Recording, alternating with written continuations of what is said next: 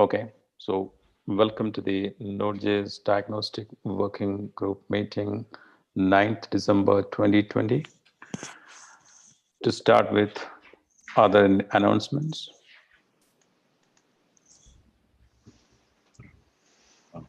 My agenda item part announcement as well, I guess, which is just I've been working on a JS function-based Promisebook API for V8 for a while now, which is now basically ready and just in V8, so still just doing like little bits of small cleanup to get it to approval, but um, there's not really any major feedback on the V8 side anymore.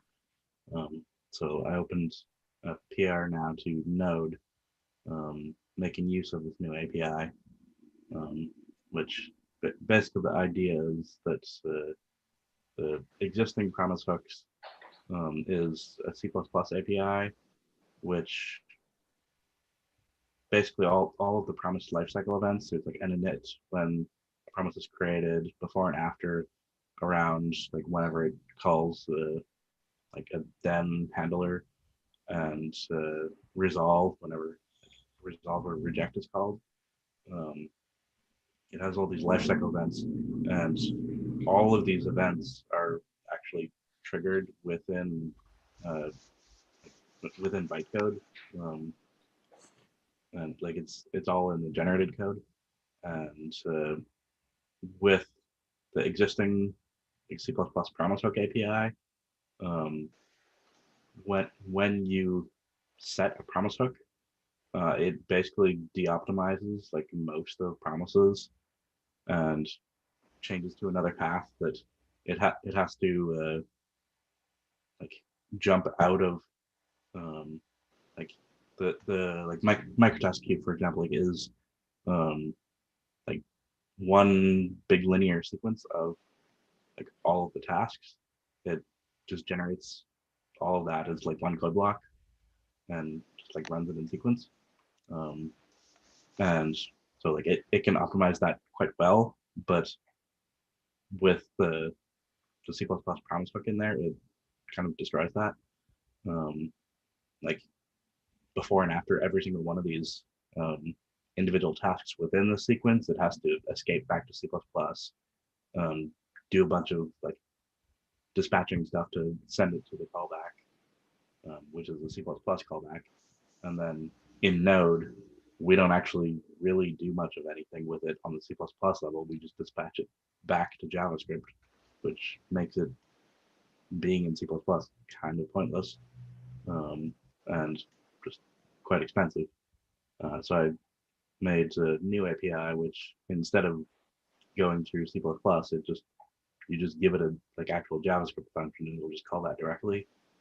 Um, so I've introduced a pull request which uses that now instead of the C++ version, and it's improved the performance of uh, promises while being observed by about 3 to 4 times.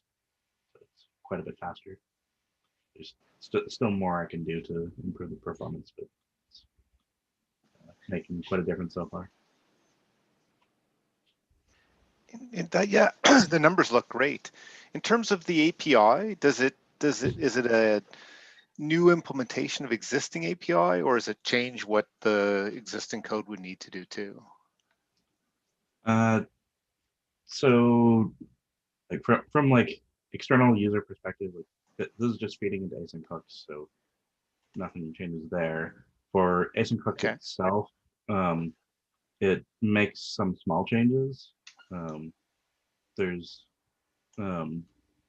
basically this new API. One of the major performance-related decisions that I made with it is the original routed all event types through one callback, and there's like most cases we're not interested in all the events. We're only interested in specific events. And like especially like async local storage only cares about init events. Um, Technically, we need the before and after to do the like resource reattachment. but we don't actually need to emit the async hooks events, which I haven't done anything to take advantage of that yet, but I'm planning to. But basically, I split the new API, so there's now separate functions for init, before, after, and resolve. So if you're not interested in an event, you can just not give it a handler for it. And so like, if you only care about init, you can get like much faster performance. Right. Okay. So like that set promise hooks is a new API that lets you set a hook for each of the different events. Yeah. And so you just give it a function or undefined.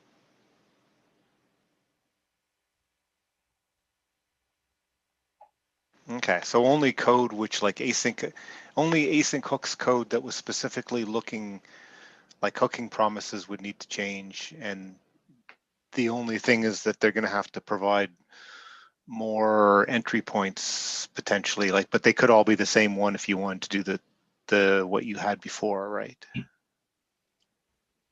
Not sure exactly what you mean. I'm just trying to understand, like, if there's some existing code that was using async hooks and tracking promises, you know, what do you have to change in that existing code, is, if anything? You mean like outside of Node, like someone trying to consume async hooks? Yeah, like somebody who's consuming async hooks, exactly. So nothing should need to change. The event sequence is identical. So from a user perspective, nothing is different at all. It's just faster. Okay, so even if you've enabled hooks and are listening to hooks, it's just all internal to Node itself. Yeah. So that this change, it took me a while to track down all the places for it, but basically, V8 has like multiple levels of promise generating code. There's like the torque script stuff, which is mostly the faster stuff, and there's the CSA, which some of that is faster, but across these two different languages, like CSA is just C++ in this like weird macro-ish language, and Torque is like its own like fully separate language, but they all kind of like build down to roughly the same thing. But they kind of share these like escape hatches in a bunch of places where it will differ like out of like, but both CSA and Torque are like they're designed in a way that you like it's run initially to produce bytecode. It's like it's run beforehand, but it's structured in a way that like it is written like it's running now, and it's not exactly. But it has like a bunch of escape hatches that it'll check to see like if there's a promise hook, if there's the debugger active, if there's an async event delegate, a bunch of different things. And if it detects these, it will bail out of the normal bytecode path and defer to runtime functions. And runtime functions are just the like plain C++, an address is stored for them somewhere in memory. So when it's actually running the generated code, it's going to have like some jump out of that to run this C++ thing at some address and then come back to it. Right. Doing that all the time is just expensive. So it took me a while to track through and figure out that there's a bunch of places where the runtime functions actually do like relatively significant amount of stuff. So like it'll bail out of a more complicated function to something that does somewhat more things. So I had to figure out like exact timing of like where can I actually put the like the like bytecodes inits instead, or the bytecode like event sending. So most of the emits, most of the events being emitted are all within Torque, and it's all like the path immediately before, immediately before the regular promise hook would emit. But yeah, there's a few cases where the ordering had to switch, but from a timing perspective, that shouldn't really matter. Just because like unless you're trying to like compare the like two at the same time, that's like the only case where you'd ever notice. It's like you're generally not going to have two, like both a native hook and a JavaScript hook attached at the same time. Like it doesn't really make sense. So that ordering shouldn't really matter. But like the timing is basically the same. It's just like happens before or after a thing in basically the same location. Right. But they're almost universally before though.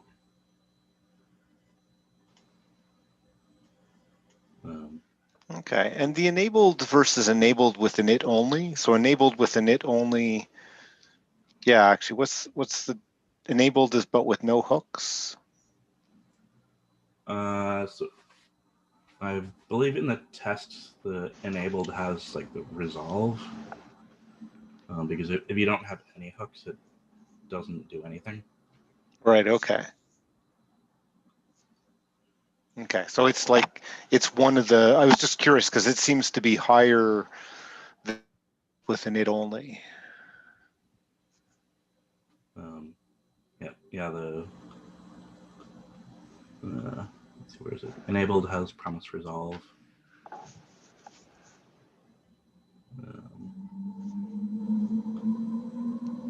Yeah. Okay.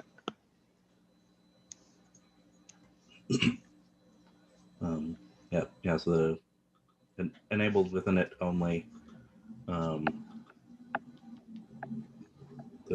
The init is going to be doing like a little bit of extra stuff compared to resolve, and it has some extra things for like it tracks the parent as well, not Right. just that current promise. So has slightly more stuff to do, whereas the resolve is just that one promise. Okay. I'm just looking because like not only what's significant is not only that it's it's three to four times faster, but it's getting closer to the original as well, right? Yeah. Like significantly, I guess it's like 25% degradation for enabled only versus, I don't know, like several 100%. Well, more like 75%, I guess. Yeah. So there's previously quite significant drop to performance when you turn Promisebooks on. So yeah, my intent is to try and, as much as possible, eliminate that. And I'm planning on continuing to work on this. I mentioned a little further down that's like in the PR that there's no optimizer support currently. There's no optimizer support in existing Promisebooks either. But working on that should help boost this a bit. So the optimizer currently, like most things optimize just fine, but there's like a couple specific cases where the optimizer is configured to bail out, which is basically in an async function between the point when you call and when it reaches the first await. That's not going to be optimized, and so if I don't bail out, then it won't emit the two init events at the start for the function itself and that gap before the first await. And the other case is promise reject and promise resolve, like promise.reject, promise.resolve. Has like a fast path, I guess, that it can bypass like calling an executor function, and just like create and like an already resolved or rejected promise. And that optimization doesn't work either with the bailout turned off. So just need to spend some time understanding how the optimizer code works to make some fast path support for that. I'm not sure how much performance difference that'll be, but we'll see. Probably somewhat diminishing returns compared to the like current changes I have so far, but should hopefully still provide a nice healthy boost. And one of the other things that I plan to do with this change is I previously made a change moving the promise hooks, as long as there's not a destroy hook, I moved that to JavaScript, and that kind of like led into this change being made easier. I already had that like single promise hook function, so I just split that in the JavaScript code that was already there, so it's fairly straightforward. But currently, the destroy hook still triggers the old C++ promise hook. So I plan on trying to move that to JavaScript as well. The reason that wasn't moved before is it needs to use the promise wrap, which is like an object wrap class. It needs to wrap the promise so that it can trigger the destroy when it gets garbage collected. And like I could have moved the API for that into like JavaScript maybe at the time, but it was just easier to just split it out. But yeah, now I'm gonna try and make it so it'll apply the wrap within JavaScript, and then probably the other events it'll just trigger them directly, rather than trying to go through the wrap for that.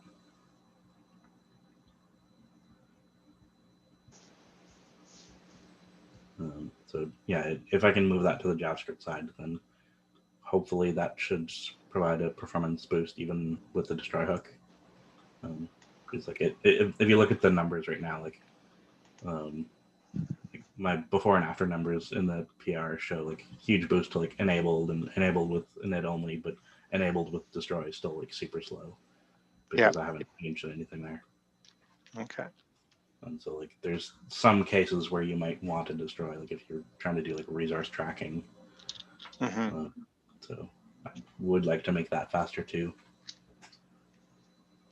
Okay. And so it's not that you think you just haven't done extra work to fix that one as well. Like you'd think that it might be able to get up to some of the similar to the other ones.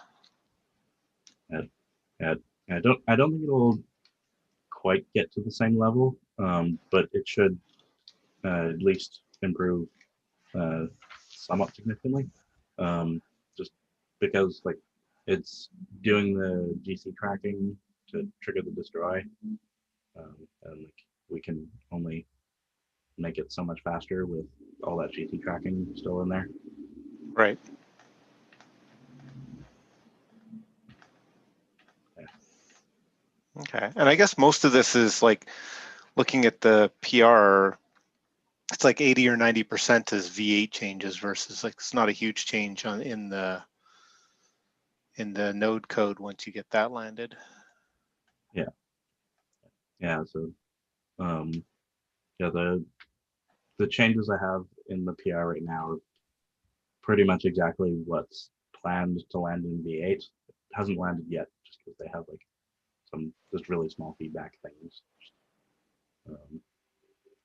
There's they wanted to like merge like one of the functions, which I've done but haven't got feedback on yet, and some other small stuff like that. But like functionally, it should remain identical and should hopefully merge in the next week or two. We'll see. I'm not sure how many people are going to be paying attention at this time of year. Yeah, We'll see. that might slow things down a little bit. But yeah. Once that lands, then yeah, I can just rebase this and we can land the changes together. And then yeah, the follow-on stuff like the optimizer stuff, I'm going to make as a separate change so that won't influence this, like the JavaScript side changes at all here. So that can just be like another V8 backport commit at some point. do you have a feel for like how far backporting is feasible for this?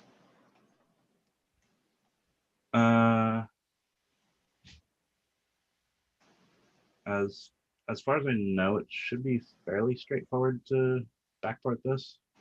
I actually wrote all of this code on V8 master and it backported 100% clean to node master. Okay. So it's been a while since they changed this stuff.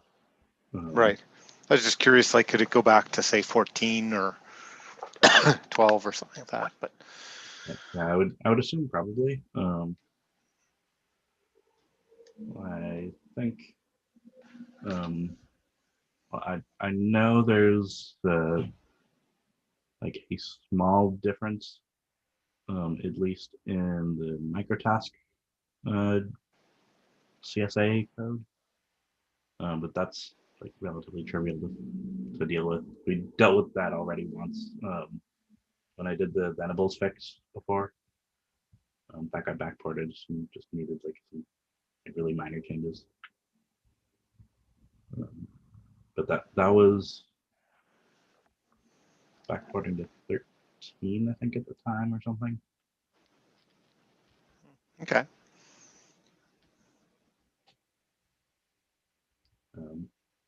Yeah, but 14, I think it should all be fairly straightforward. That's good.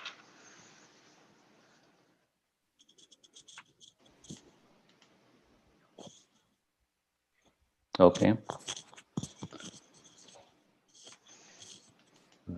And so one thing I do also hope to do with this is like part of the reason why I'm trying to like push like everything, like including the destroy, into just consuming the JavaScript side of this is I eventually want to expose Promisebooks directly.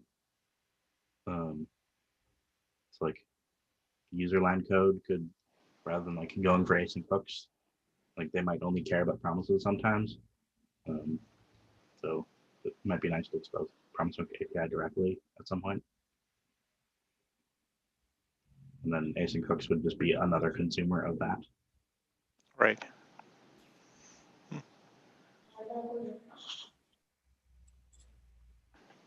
So just to reiterate, the actual code changes that's going to land in Node is basically the changes pertinent to the async hook module, which is making use of this V8 feature.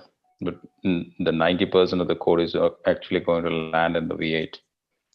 And it's just here just for reference purpose.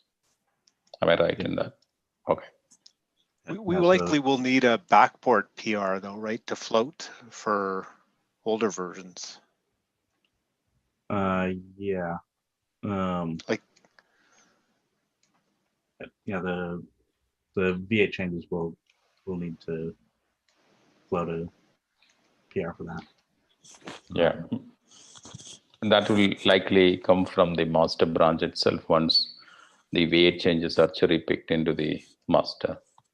Oh, isn't it how it works?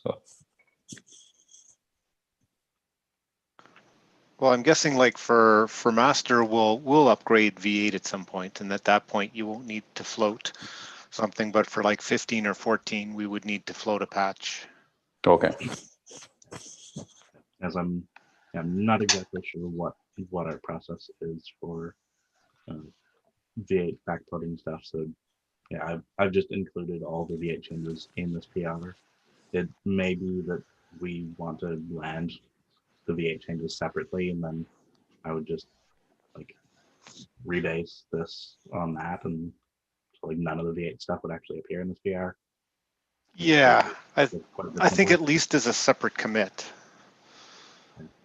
Yeah, it's, that can be I currently floated have the separately. separate commits in this Yeah. PR.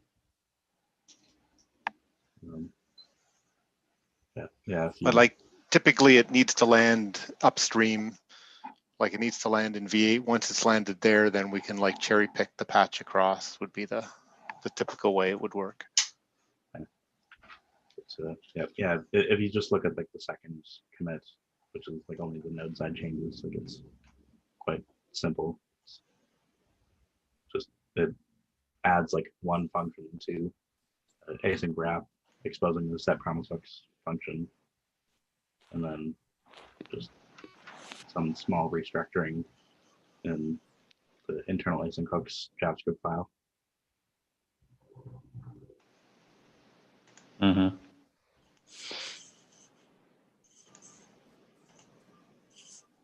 Yeah. Pretty much just splitting up the fast path Promisebook function.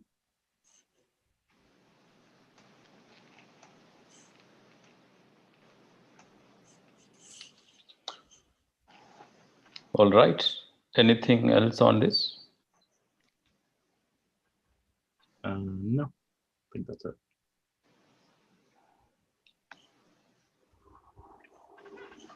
All right. So that's pretty much the single point agenda we had for this meeting. Any other item to bring up?